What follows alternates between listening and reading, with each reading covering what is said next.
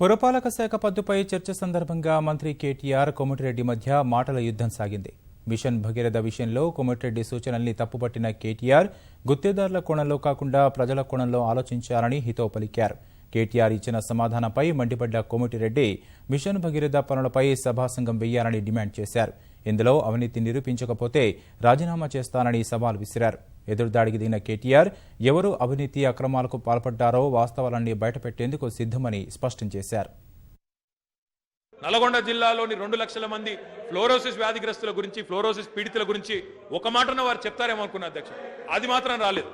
Fluorosis వ్యాధిగ్రస్తుల గురించి ఒక మాట కూడా వారు చెప్పలేదు. ఏ నల్గొండ నుంచి అయితే వారు ప్రాతినిధ్యం వహిస్తా ఉన్నారో దాని గురించి చెప్పలేదు. కానీ కాంట్రాక్టులు, సబ్ కాంట్రాక్టులు, ఇది అది అని చాలా చెప్పినారు అధ్యక్ష. మాకు ఆ కాంట్రాక్టులు, సబ్ కాంట్రాక్టుల విషయం మాకు ఆసక్తి లేదు అధ్యక్ష.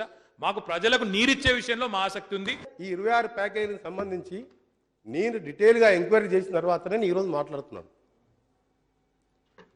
ఏ కాంట్రాక్టర్ అయినా సరే ఇలా ₹1 పెట్టుబడి లేకుండా మినిమం నాకు తెలిసి ఒకరిద్దరే 25% తీసుకున్నారు. యావరేజ్గా 30% సబ్ కాంట్రాక్ట్ తీసుకొని ₹1 పెట్టుబడి పెట్టకుండా సైట్లోకి వెళ్లకుండా 32,000 మీద 30% యావరేజ్ తీసుకుంటే 10,000 కోట్ల రూపాయలు మన దోపిడీ, మన సంపద దోపిడీ చేస్తున్నారు ఈ ఆంధ్ర పెద్ద గుత్తేదారులు. ఇది ఛాలెంజ్ చేస్తున్న అధ్యక్ష. ఇది ఇట్లా ప్రూవ్ చేయలేకపోతే ఈ రోజే రాజీనామా చేసి ఇక ముందు ఎన్నికల్లో కూడా పోటీ చేయను. నేను ప్రతి ఒక్కటి సబ్ కాంట్రాక్ట్ అగ్రిమెంట్ తో సహా తీసుకొచ్చాను. నేను పోయిన శాసనసభ సమావేశాలు ఎక్కువ రోజులు కూడా కాలేదు అధ్యక్ష. జనవరి మాసంలోనే మిషన్ భగీరథ విషయంలో మీరు లఘు చర్చకు తమరు అనుమతి ఇచ్చారు అధ్యక్ష. ఆ రోజు కాంగ్రెస్ పార్టీ నుంచి మాట్లాడారు. ఈ రోజు చెప్పిందే ఆ రోజు కూడా చెప్పారు అధ్యక్ష.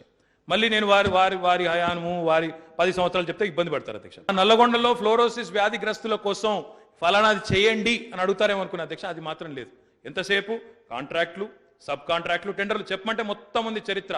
2004 నుంచి 14 వరకు పంచాయతీరాజ్ ఆర్డబ్ల్యూఎస్ డిపార్ట్మెంట్ లో ఎన్ని టెండర్లు పిలిచారు, ఎక్కడెక్కడ ఏ నియోజకవర్గంలో ఎట్లా పోయినాయి చెప్పమంటే నేను కూడా చెప్తా అధ్యక్ష.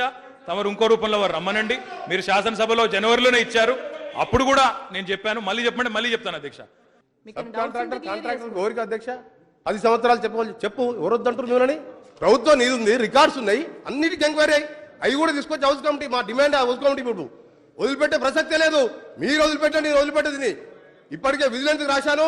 సెంట్రల్ విజిలెన్స్ తో పాటు సిబిఐ దగ్గరికి వెళ్తాం, కేంద్ర ప్రభుత్వం దగ్గరికి వెళ్తాం.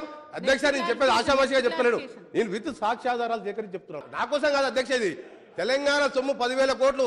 ఇవాళ ప్రభుత్వ పాఠశాలల్లో తాగడానికి మంచినీళ్ళు లేవు, బాత్రూమ్ లేవు. 3 సంవత్సరాలు తెలంగాణ వచ్చి 1000 కోట్లు పెడితే అన్ని ప్రభుత్వ పాఠశాలలో బాత్రూమ్స్ వస్తాయి. పోయి చూసొద్దామా? Girls 10th class 9th class పిల్లలు ఈరోజు బాత్రూమ్స్ లేక ఆరోగ్యాలు పాడై ఆందోళన ఉన్నారు. మీ కాన్సెన్స్ పోదాం, మా కాన్సెన్స్ పోదాం. లేవు, ఎక్కడ లేవు.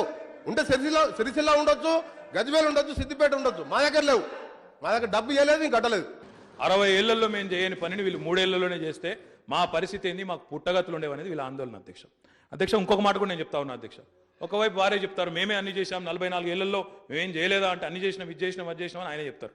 ఇంకోవైపు ఆయనే చెప్తారు మా నల్గొండకు రా, మా స్కూళ్ళలో నీళ్లు లేవు, టాయిలెట్లు లేవు. ఎవరు అధ్యక్ష మరి బాధ్యులు? 60 ఏళ్ల దరిద్రం 3 ఏళ్లలో పోతుందా అధ్యక్ష? 60 ఏళ్ల దుష్పరిపాలన ఫలితాలు 3 ఏళ్లలో మొత్తం మాయం చేయాలన్నా అధ్యక్ష? అల్లావుద్దీన్ అద్భుత దివ్యం అని ఇచ్చిపోయినా మీరు మాకు?